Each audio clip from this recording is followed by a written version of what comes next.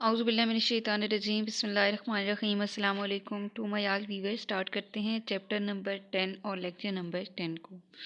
Lecture number 10 के अंदर जो मेन चीज़ है वो हमारे पास है anonymous method. Anonymous method is a method without a name, यानी कि जब हम कोई प्रोग्राम लिखेंगे सी शार्प में और उसका कोई नाम नहीं होगा तो वो हमारे पास होगा। कोई मेथड लिखेंगे किसी प्रोग्राम के अंदर और उसका कोई नाम नहीं होगा तो वो हमारे पास होगा anonymous method. A method without name is called anonymous method. So अगर एमसीक्यूज़ में आए तो ये चीज़ आपने याद करनी है। नेक्स्ट चीज़ क्या है कि किस तरह से ये जनरेट होते हैं। सेकंड लाइन में हमें बताया गया है you don't declare anonymous method. आपको डिक्लेयर करने की ज़रूरत नहीं पड़ती। Instead they get hooked up directly to event, कि जिस तरह से हमारे पास डिफ़ॉल्ट कंस्ट्रक्टर होते हैं, जब हम किसी कंस्ट्रक्टर को नहीं देते तो कंपाइलर खुद ही उनको जनरेट करता है। बिल्कुल इसी तरह से हमें डिक्लेयर करने की ज़रूरत नहीं पड़ती। जब ये जो हैं ये इवेंट के साथ खुद ही जो हैं वो जनरेट हो जाते हैं। एक इसके बाद हमारे पास प्रोग्राम है। इस प्रोग्राम के अंदर अनोनिमस मेथड बताया गया जिसे हमने डिक्लेयर नहीं किया इस मेथड को, और ये जो मेथड है ये हमने डायरेक्टली बता दिया और इसका कोई नाम भी हमने नहीं बताया। और इस मेथड के अंदर हमने एक बटन बनाया और उस बटन के ऊपर जब हम क्लिक करेंगे तो हेलो का वर्ड मैसेज बॉक्स में आ जाएगा। इसके बाद एक इम्पॉर्टेंट चीज़ जो एमसीक्यूज़ में आए तो आपने याद करनी है, we can skip parameter when not using them. जब हमने पैरामीटर्स को नहीं यूज़ करना तो हम इनको स्किप भी कर सकते हैं।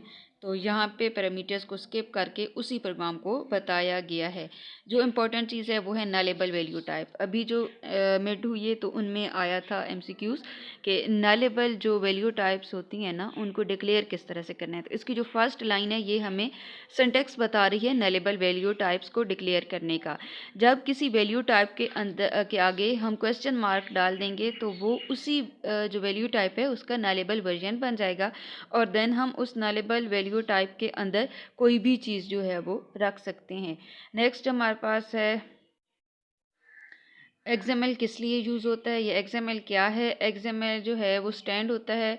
XML stand for extensible markup language. Widely use होती है एचटीएमएल की तरह है, लेकिन एचटीएमएल में हम लंबे लंबे प्रोग्राम लिखते हैं, डिक्लेरेशन काफ़ी लंबी होती हैं। इसमें इस तरह से नहीं होता।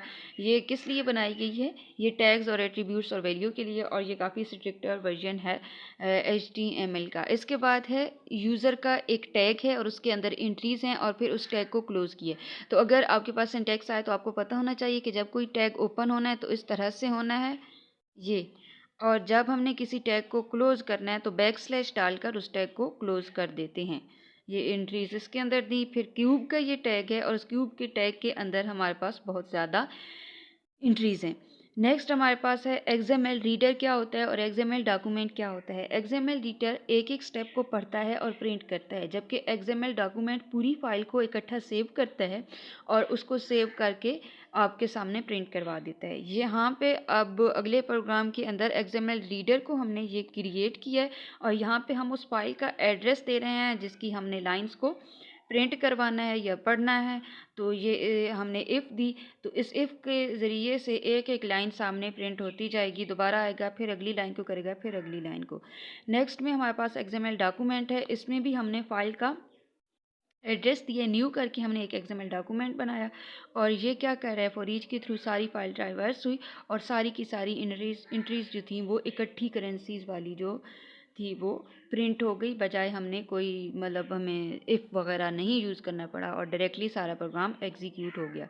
एक और चीज़ जो यहाँ पे इम्पोर्टेंट है वो है हमारे पास एक्सएमएल एलिमेंट, और इसके अलावा एक चीज़ होती है एक्सएमएल नोड।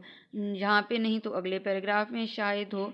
ये प्रोग्राम तो सारे इजी ही हैं और इतने ख़ास कोई इंपॉर्टेंट भी नहीं है। लेक्चर तो हमारा तकरीबन एंड अप हो गए, लेकिन एक चीज़ एक्सएमएल एलिमेंट और एक्सएमएल नोड जो यहाँ पे प्रोग्राम में कहीं कहीं यूज़ हुई है, तो उसकी डेफिनेशन यहाँ पे नहीं है। अगर एमसीक्यूज़ में आ जाए या आपसे कोई पूछे कुछ इस तरह का क्वेश्चन, तो आपको पता तो होना चाहिए ना कि एक्सएमएल एलिमेंट क्या होता है और एक्सएमएल जो नोड है वो क्या होता है। जो हमारे पास एक्सएमएल होता है ना एलिमेंट, वो क्या होता है कि एक्सएमएल जो हमारी होती है ना ये एक रूट टैग के अंदर होती है। जब उस रूट टैग को हम लोड करते हैं ना तो उसे हम कहते हैं कि ये डॉक्यूमेंट एलिमेंट है, सॉरी ये डॉक्यूमेंट एलिमेंट है।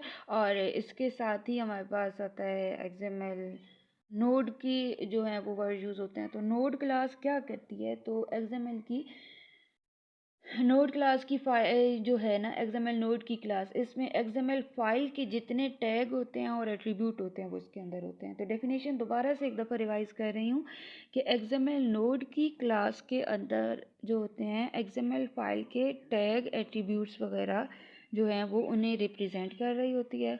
और जब एक्सएमएल जो है उसको हम करते हैं लोड करते हैं, एक्सएमएल कहाँ पे होती है, रूट टैग के अंदर होती है। उसको जब हम लोड करेंगे तो वो हमारा डॉक्यूमेंट एलिमेंट होगा। तो ये डिफरेंस है डॉक्यूमेंट एलिमेंट का और इसके अलावा नोड का, एक्सएमएल नोड का। सो अगर डेफिनेशन में आ गया तो आपको पता होना चाहिए। मिलते हैं अगले लेक्चर में, रखते रहिएगा। अल्लाह हाफिज़।